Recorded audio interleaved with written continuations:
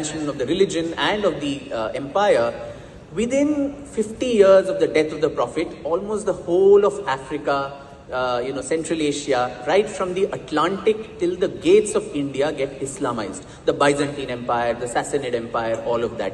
But do we realize that from the Arab invasion of Sindh in 712, it took 500 years, 5 centuries to establish the first Islamic Sultanate in India, the Delhi Sultanate. So for 500 years, our poor ancestors were pushing back, and the Arabs could not conquer beyond that narrow border of Sindh.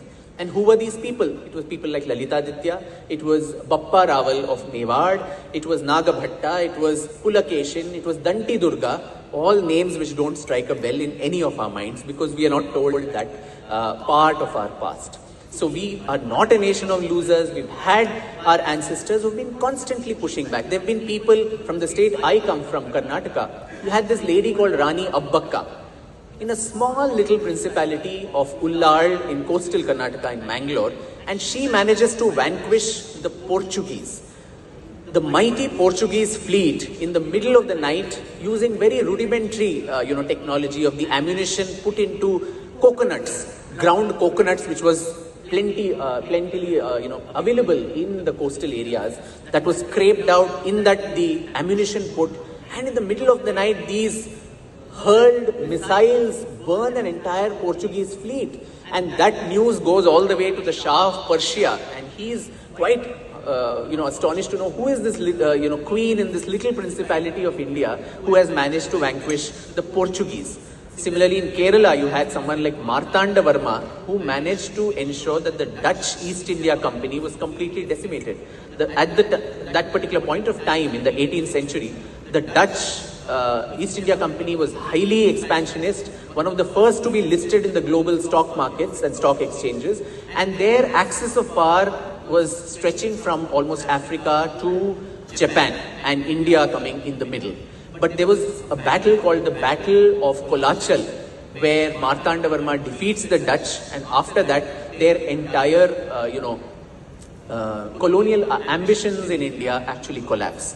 But in any other country, you would have Martanda Varma statues adorning every street square. Every child would know who Martanda Varma is. But perhaps today, even in Kerala, thanks to the Marxist virus also that abounds there, I'm sure not many people there to know who this gentleman was. So there are numerous such examples.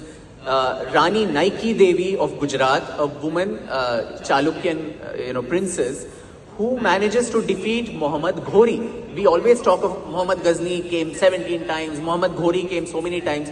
What were we doing? Were we just sitting as lame ducks, waiting for the next invader to come and plunder and loot and murder all of us? Naiki Devi destroys and defeats Muhammad Ghori in a battle called the Battle of Kasarhada, which was fought in 1176. And so, anguished is Ghori that, he is defeated by a woman that he never turns towards Gujarat again. So there are numerous such, tales of valor. And I'm not talking here of empty jingoism, chest beating and saying, Mera Bharat Mahan, everything about the past is great. No, there were mistakes we made too. And that is why we were colonized. But I think at the same time, a holistic view of what history needs to be. I think unless that is provided to all of us, having that self-respect, having that confidence to move forward to 2047, I don't think that will be possible.